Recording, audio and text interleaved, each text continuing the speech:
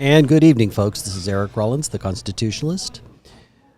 I'm here at the Merced County Lincoln Reagan Freedom Gala, and I am joined by somebody that we don't know each other as well as I'd like, but I would like to say we're at least becoming friends.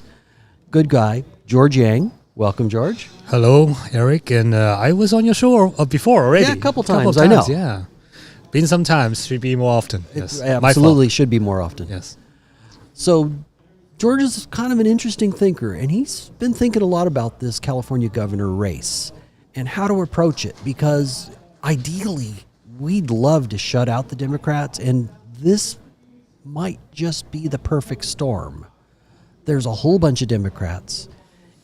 If we can get some of the minor Republican candidates that are clearly, when we get a little closer, they need to realize they're going nowhere, and they should throw their support behind whoever the top two. I'm not necessarily picking the top two, but whoever the top two Republicans are.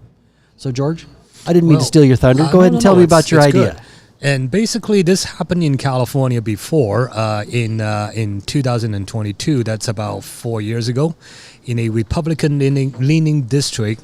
6 Republicans and 2 Democrats go to the primary, and the 2 Democrats end up on top.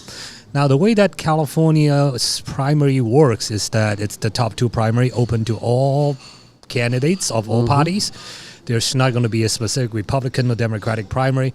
Now, it happened quite a lot in a blue district to have 2 Democrats, or red district you have 2 Republicans.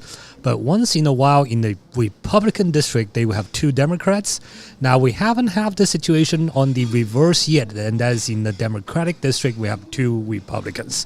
Now, on the governor's case, it's possible because we have 7 major Democratic candidates. These are the people that have run for office and have statewide name ID. Right. These are, the former state senate leader, the former attorney general, the vice chairman of the chairwoman of the Democratic Party. They don't know the woman and men, but you know what? Yeah. She's a woman. I know that, but I don't know if she knows. But anyway, but here's the problem. We have too many Republican candidates. We have probably a dozen. I have a running gag with some friends and say, are we going to have a dozen Republican running or less? Like up or down? No, I think it's above. I think it's going to be above by the time it's done. It's unfortunate, but what we need to do is that some of these people are good people. Perhaps they should be better running for Congress, State Assembly, State Senate.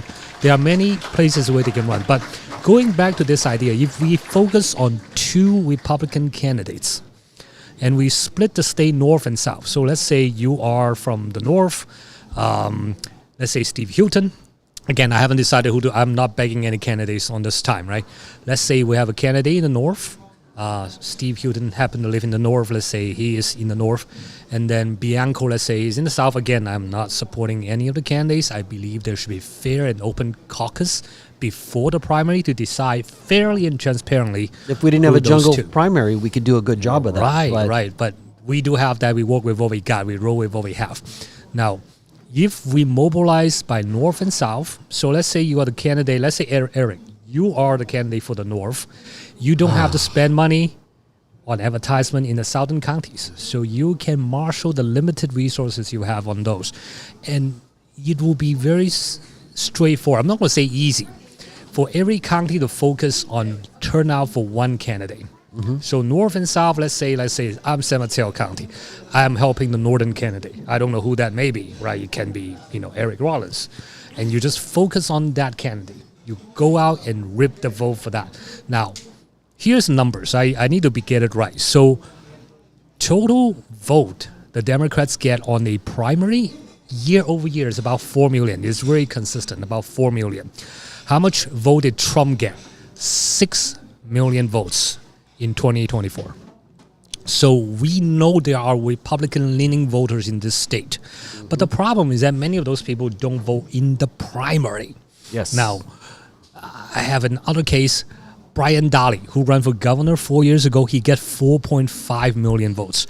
I don't need all of those guys. I only need 4 million Republicans in the primary to go out and vote, and we can have 2 Republicans in the general election, locking out all the 7 Democrats. By the way, none of them know them that well, so I'm not going to name them here in the next 5 minutes. Yes, but how much fun would it be in a state like California to have 2 Republicans? We can guarantee in the June primary. Now, here is what every county needs to do for the Republican side. You go to the registrar of voters in your county. Every county have them. You go there and say, hey, you know what? I want a list of all the Republicans who voted in the general election but did not vote in the primaries. We can see that there's a pattern. You have people that says, you know what, the primary is too confusing, or I'm busy. I get it. Everybody, we have a life, we have jobs and things. We have a family. So I understand why you don't vote. But this time, I want you to show up in the primary because I know how you know how to vote. You vote in the general election. So every county is just going to target those. You don't have to convince a Democrat to vote Republican. You just need to get everyone who voted for Trump, or 2/3. 2 out of 3 Trump voters need to show up in the next primary, and then we can have 2 Republican governor going into the general election. Coming up on the Constitutionalist, I will have George on the show for the full 50 minutes. He can expand on this idea. Numbers. Excuse